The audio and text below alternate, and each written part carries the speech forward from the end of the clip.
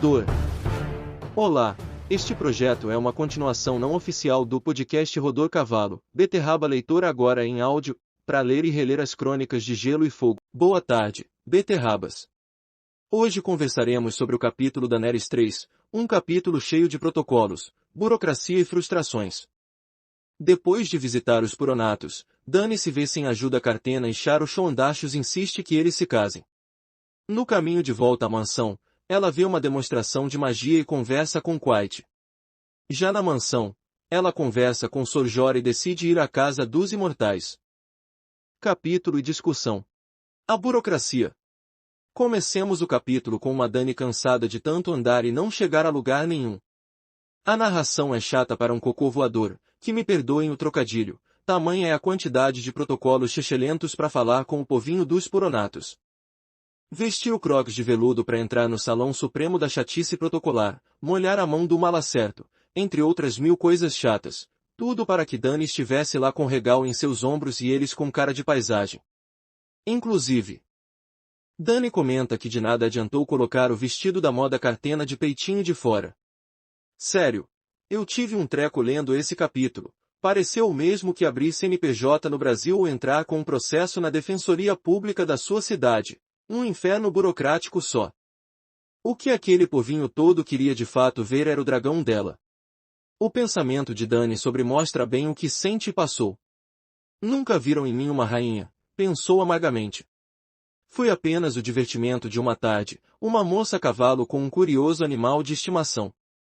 Um detalhe curioso sobre a visão de Dany sobre os cartenos é sobre a competição de medição de pinto, suntuosidade dos tronos ocupados por eles. Os cadeirões eram imensos, fantasticamente esculpidos, brilhando com os trabalhos em ouro e guarnecidos de âmbar, lápis-lazuli e jade. Cada um com diferentes de todos os outros, e cada um tentando ser mais fabuloso que os demais. Mas os homens que neles se sentavam estavam tão apáticos e cansados do mundo que mais pareciam estar dormindo. Ouviram, mas não escutaram, nem se importaram, ela pensou. São mesmo homens de leite. Nunca tiveram a intenção de me ajudar. Vieram porque estavam curiosos. Vieram porque estavam entediados, e o dragão no meu ombro interessou-lhes mais do que eu. Não sei se você notou aqui um paralelo.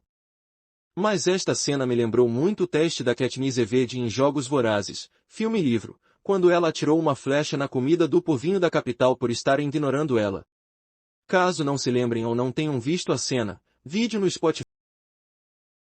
A diferença, obviamente, reside no fato de Regal não ter voado e cuspido fogo nos Puronatos, o que é uma pena. O mala supremo do universo. Temos a conversa de Dany com Charo Chondachos no caminho de volta, com ela contando ao mala o que fez e o que os Puronatos fizeram, ou deixaram de fazer. Como Dany precisou dar aquela molhada caprichada na mão dos cartenos. Ela perguntou se tinha como pedir de volta os assim chamados presentes dos políticos. A resposta é interessante. Charo diz que um homem pesaroso, acredito que seja uma guilda de assassinos de Carta ou região, aparecesse na mansão dele e matasse Dany. Inclusive, segundo o mesmo, é mais fácil ordenhar a vaca de pedra de Faros do que espremer o ouro dos Puronatos. Faros, para quem quiser saber, é uma cidade na costa oeste na ilha de Grande Morac, conhecida pela enorme estátua citada. Esta sensação de incômodo sentida por Dany se dá pelo fato que ela só conseguiu falar com os Puronatos por conta do próprio Charo, que basicamente agiu como promotor de Dany. Qualquer um que desejasse ver a rainha Targaryen e seus dragões desse um presente ela, um deles, o único que manteve. Foi uma coroa representando os 3 dragões. Imagem disponível no Spotify e no YouTube. Ela não deseja vender a coroa por lembrança do passado, quando Viserys precisou vender a coroa da rainha Raela, quando os dois eram mais novos. Ela inclusive se compara um pouco com o irmão, Viserys. Notando que ela odiava viver como pedinte tanto quanto ele devia ter odiado. Mas ela tem algo que faz toda a diferença, dragões.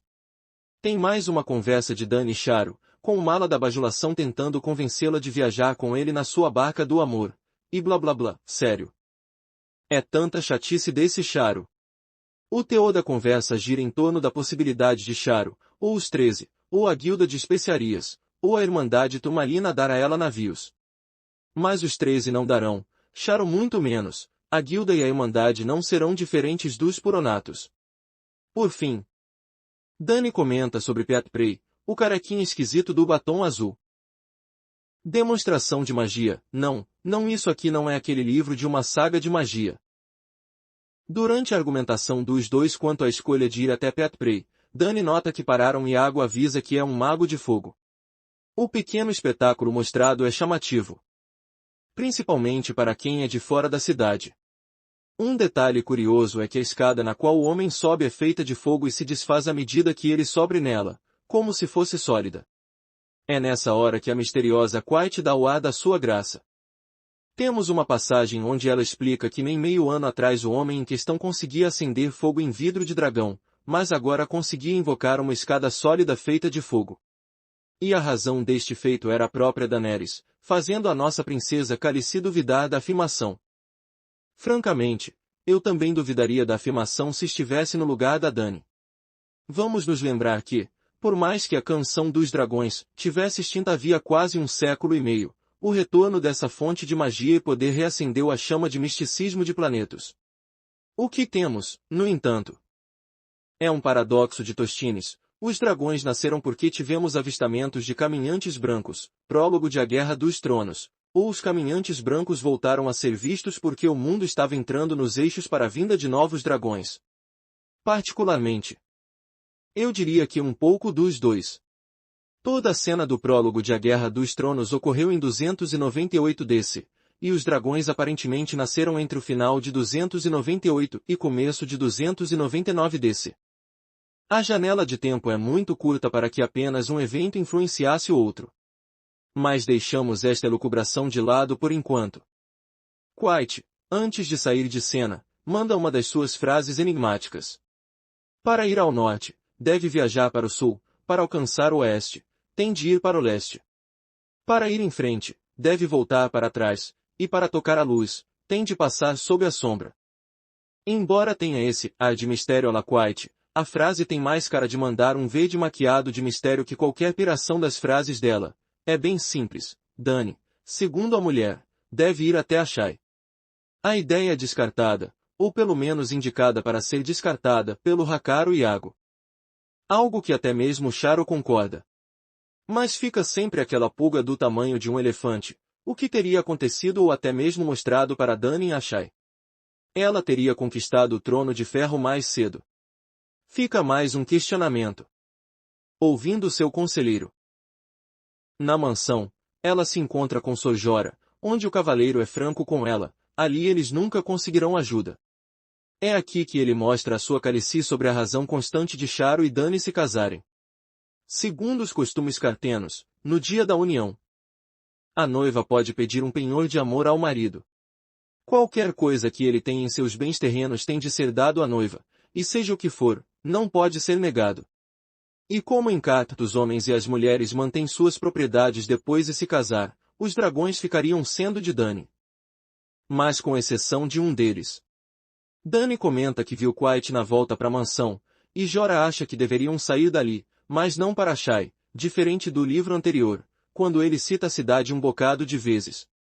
Ele sugere irem para o leste, e Dany comenta sobre Lírio.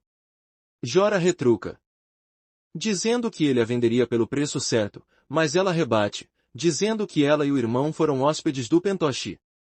Mas Jorah comenta algo que, acho, ela se esqueceu, e Lírio a vendeu para Khal Drogo. Há mais um diálogo dos dois sobre o Magister, seus hábitos e ambições. Além do que ele poderia dar ou ajudar Dany a tomar o trono de ferro. Jorah inclusive dá uma visão dos senhores Westerosi quanto à invasão de Dany aos Sete Reinos com um exército de mercenários que sequer falam o idioma comum de lá. Ela ainda faz uma última pergunta a Jorah, que mostra um detalhe curioso, como que ela pode ganhar a amizade de alguns senhores de Westeros, e Jorah não soube responder, mas soube apontar que o nome Targaryen ainda tem peso e temor nos outros, tanto que mandaram um assassino para Dany quando ainda tinha um filho na barriga. O que fariam com a notícia de 3 dragões? Por fim, Dany chega à conclusão, o cometa mandou a cidade por uma razão, mas não para encontrar seu exército. Ela irá, no dia seguinte, à casa dos imortais. Momento Ned Pomba. O capítulo não traz nada de bombístico, nem mesmo a frase com tom perro, como diria Jacan, místico da Quiet. O que eu realmente trago a vocês é a procedência dos 3 ovos dados como presente de casamento da Dany pelo Ilírio. Em Fogo e Sangue, durante o reinado de Jacaerys I. Temos conhecimento mais aprofundado dos irmãos e irmãs do rei. E uma delas era sua irmã mais velha, Rhaena Targaryen. Curiosidade, é por conta dela que uma das torres de Harrenhal ganha o nome de Torre da Viúva, esposa de Aegon, filho mais velho de Aenys I, morto pelo tio, Maegor I. Ela basicamente voou de um lado a outro de Westeros em seu dragão, procurando um lugar para morar, mas no fim, foi morar em Pedra do Dragão com suas amigas, uma delas chamada Elissa Farma.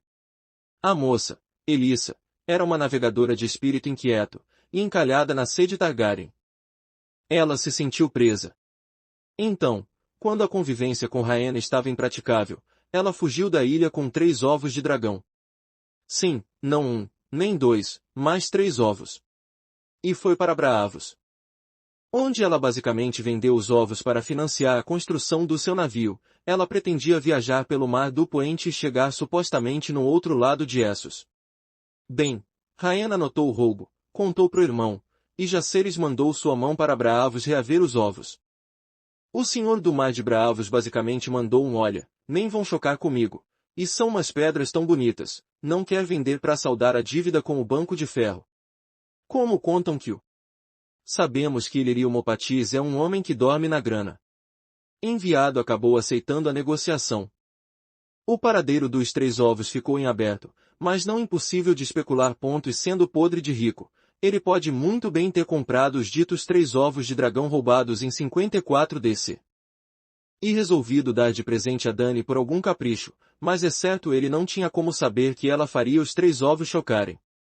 De Braavos até Pentos não é uma distância absurda, e entre o ocorrido e o casamento de Dany, tivemos quase 250 anos para as pedras passearem entre estas 2 cidades livres. Momento Geografia. Não temos lá um momento geografia digno de nota. O livro A Fúria dos Reis não traz um mapa de Essos, então achei por bem só marcar onde cargas d'água Dany e seu Calazar estão. Temos 2 mapas, um geralzão e um mais regional da parte de Essos onde Carter se encontra.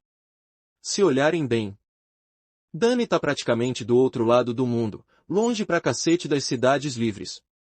No segundo mapa tem o zoom da região, mostrando onde está Carter e o Estreito dos Portões de Jade, que liga o Mar de Jade, leste, ao Mar de Verão, oeste. Como citado lá na discussão, Grande Morak é uma ilha muito grande bem na frente de Carter, no Mar de Jade. Pharos está na costa oeste, no terço mais ao norte da ilha. Imagens disponíveis no YouTube e no Spotify. Momento Rodor Pau de Cavalo. Se você contar que Dany está com um peitinho de fora por ser a moda de Carter, então temos um momento Rodor Pau de Cavalo. Se não, fica sem este momento e partimos para o próximo item. Cusão alert. Charo Chondachos é muito, muito chato. No segundo livro, todos os diálogos dele com a Dany são um saco, uma lambeção de bola sem tamanho e insuportável demais. Fora que o cretino tenta pedir pela mão de Dany como se os costumes matrimoniais cartenos fossem os mesmos que os de Westeros. Cusão alerte pro safado. Momento Valar Morghulis. Fora a minha vontade de ler o capítulo, nada morreu. Continuamos com 128 mortes. Momento Joffrey. Sir Ilyn, bring me his head. Meu momento Joffrey vai para o Charo Chondachos. Não fosse o aviso de Jorah sobre a penhora nupcial, Dany perderia um de seus dragões para o malandro cretino. Momento Dracarys. Te falar que achar algo maneiro nesse capítulo foi complicado. Eu amo os capítulos da Dany, mas tá complicado achar algo legal nesse aqui. A parte mais interessante é a demonstração de magia que Dany presenciou antes de chegar à mansão de Charo. Vendo o cara subir uma escada de fogo e fazendo-a desaparecer. É uma evidência gritante de que o ritual lá do último capítulo de A Guerra dos Tronos, episódio 74, tá começando a ecoar no mundo, e não é apenas a fofoca de uma pretendente ao trono de ferro que possui 3 dragões. No próximo Beterraba Leitora, teremos o capítulo Tyrion 9. Peguem seus escudos que tem merda voando pra todo lado, literalmente. Compartilhe a gente com seus amigos. Não se esqueça de seguir a gente nas plataformas e avalie dando estrelas. Texto por Vitor Figueiredo. Transformado em áudio por Luiz, administrador do Clube Rodor Cavalo. Confira a coluna do Vitor. vitor-figueiredo.medium.com. Siga nós nas redes sociais. Vitor Figueiredo 1428 no Instagram. Vitor F1428 no Twitter. Vitor com C. E no grupo do Rodor é Beterraba Leitora. E Clube Rodor Cavalo no Instagram, YouTube, TikTok, página no Facebook. E no Twitter é Clube Rodor Cavalo sem E. Todos os links estarão na descrição. Rodor!